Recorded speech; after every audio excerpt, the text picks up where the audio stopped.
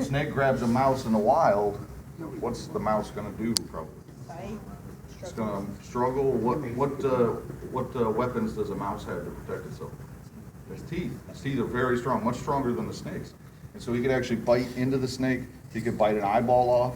And so it's better for them to attack and immediately try to constrict the mouse, because if they don't do that and they take a loose hold, then the snake can really get hurt. So that's why they do this. I'll give him a second here. Hopefully he'll start figuring out that he's got to eat. I may have to take the mouse and move him around again and see if he'll let go. It's right in the middle of the hole. Snake's head is right there. I ain't time for this shit. Hopefully he'll start to reposition the mouse. Now what you'll notice once he starts to eat the mouse, you'll see his mouth and he'll lift up one side, and then he'll lift up the other side. He'll keep moving forward like this. What he has is he has backward pointing teeth, so he has to lift up those teeth, move them forward, push them back in the mouth, move the other side like this, so he's kind of like walking it back. Why can't he make Really short things? constricting for a long time. You gonna put your hand in there? You fucking crazy. Language. Watch your language, bro. Shahid. That was I not- know it was you. Oh my And we can God. probably check everybody's video too, and we'll hear your voice again. So stop that.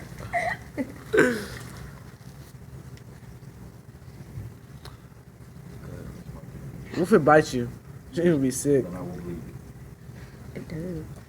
It's not poisonous. There. So he's starting to. Oh, he's gonna let go, or is he gonna? Oh, he's eating.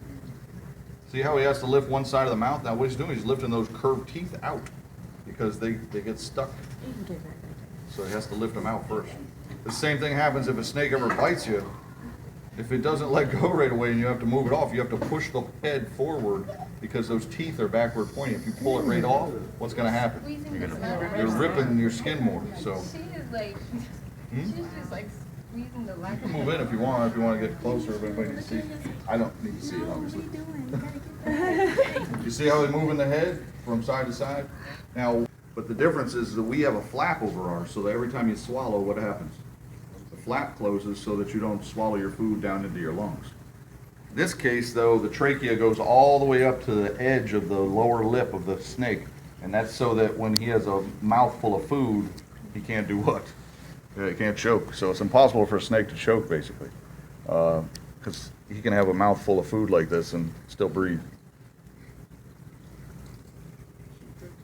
Now they usually get it head first because then the legs can all fall down like this. If it goes the other direction, it's kind of harder for them to swallow.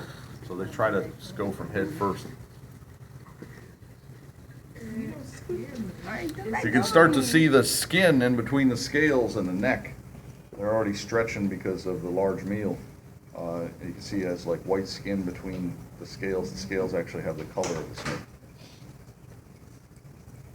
Now the bottom lip, the reason they can stretch their mouth so much is they don't have a bone here. Instead they have a ligament that stretches.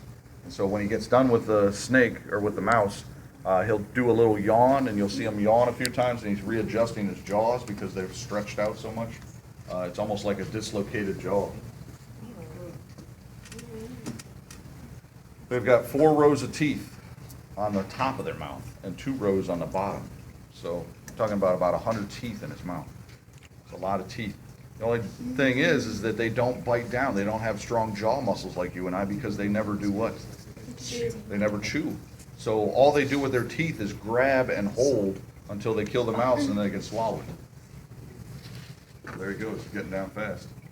If anybody's in the front of the snake's mouth, try to see if you can see the tube when it gets close to the tail there.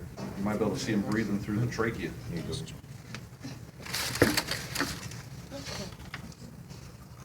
And of course, when he gets to the tail, it's going to look like you guys after you eat spaghetti.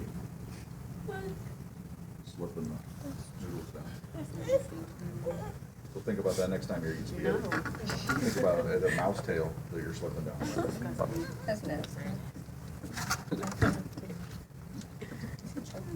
Anybody in the front there see the glottis, the trachea? Yeah, to me, you got a good view right there. Can you see it? I don't see anything. I There's just a see him little tiny slapping the hole that'll be tail. open on the bottom lip. I just see a tail. He's not done. What the hell? He's slurping the tail. See how he moves the neck And he's doing that to try to squeeze the mouse down into the stomach.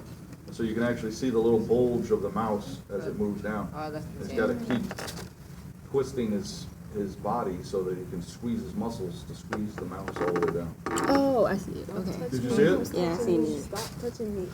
He might do a yawn here soon and readjust the jaws a little bit. Who's this behind me? He's still got that little bit of tail he just And you swallowed. swallow. Ew, look at him moving down his body. Can you see it? He just yawned. He just opened Or his it just mouth. yawned. Oh, there he goes. Oh, I see. Oh, there he goes. They do a little yawn. Yeah, yeah. See how he's still squeezing the mouse down, down. You can see it here. Move, I wanna see. And there he goes. And he goes. They ate 2 of them last week, so he's eating quite well. Careful. She's trying to see her.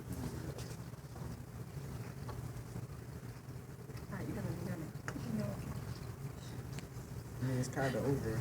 Yeah, like. And Grab somebody else.